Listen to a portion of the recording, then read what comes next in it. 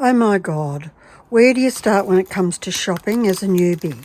I have a box full of stuff I bought when I first started and I still haven't used it.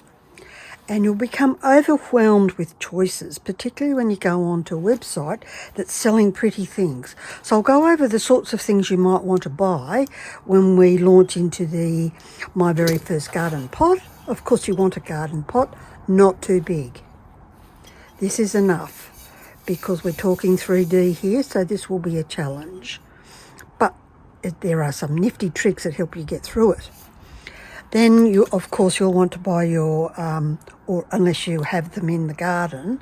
That pot was in the garden. I just retrieved it and washed it and it's ready to go. I bought a couple of pavers from Bunnings for like $2.10 or something each.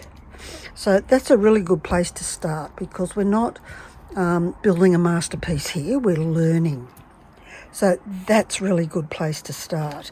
We'll talk about adhesives when I do each of the projects because they have different needs. You will want we will learn how to cut something in half. So hopefully, if you don't already have some wheel nippers, these leopards are great ones to start with because they pretty much cut everything. But when you really get into it and you decide this is what you want to do, then you can look at something snazzy like these sea bells. They're sort of more not advanced, top of the range. They come with extra special stuff. So wheel nippers are pretty important and I'll discuss this as we go. Then it comes to, oh my God, which tiles do I buy? Oh my God, what's going to be useful? So I thought with the pot and the pavers, I'll make it as a set so the theme runs through across both of them. So we will want borders. So for borders, this size vitreous tile, you don't have to spend $1 million on tiles. These are 2 centimetre iridised vitreous tiles. Pretty, little bit of sparkle and shine. The other size you might like, and we'll talk about those when I get to doing borders, such as this, which you can see these different things for borders, and that's when we do playtime. These are flat backs, 15 mils. So the great thing about these is you can cut them and they don't have a top or right or wrong side. These are great. I use a lot of these.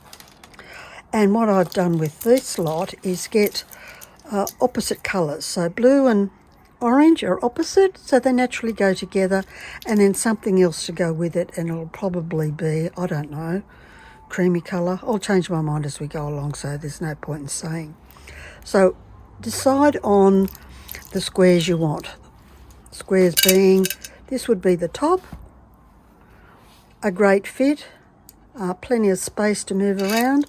You can also do a 20 and a 15. If I separate them, imagine they're separated, and that would make a nice top.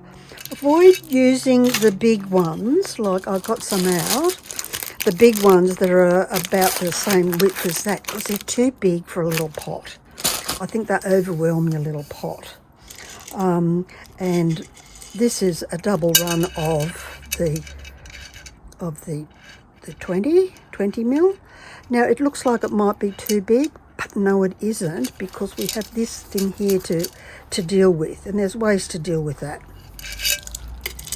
So think about the colour of the borders and whether you want 15 or 20 or whatever you like. You might change your mind, and they come in all sorts of glorious colours.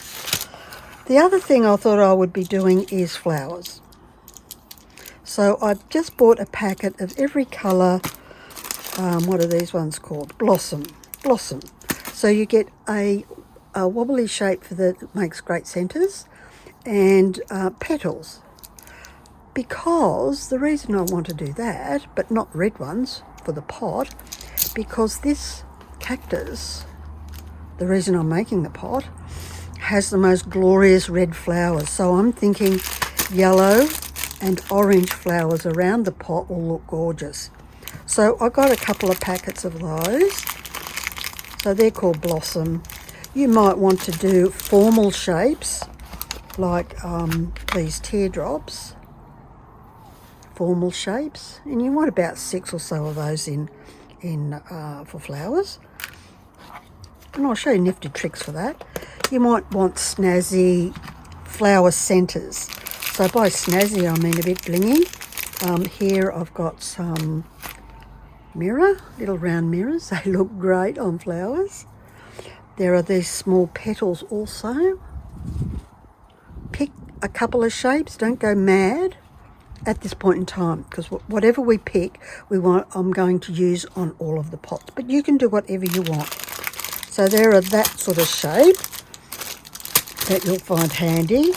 The other shape that's really handy, or I find to have in my stash, are these things called darling dots.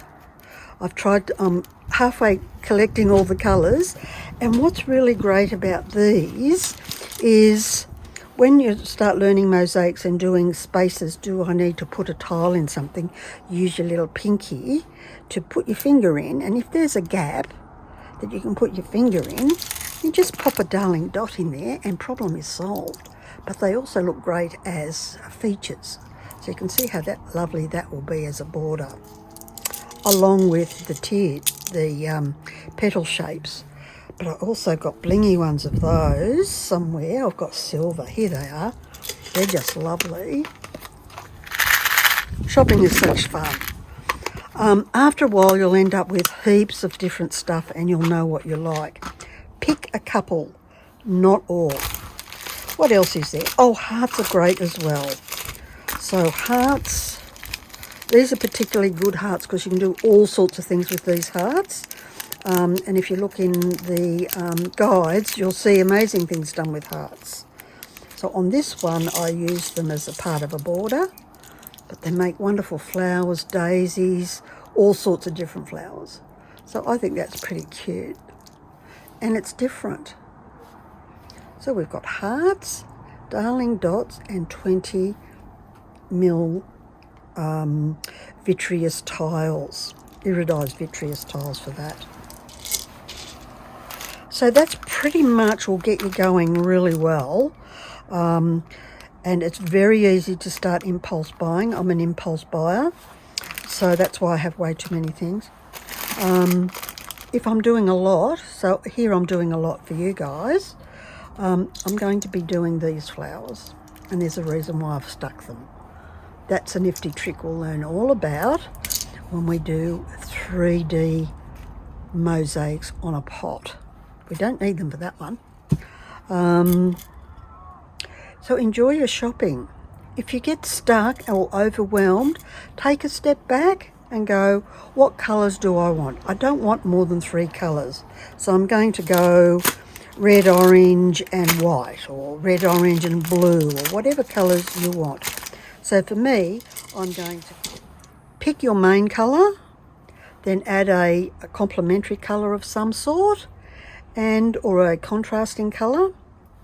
So mine is going to be blue and orange, and then something else to go with it, which might be either yellow or white. Have fun shopping.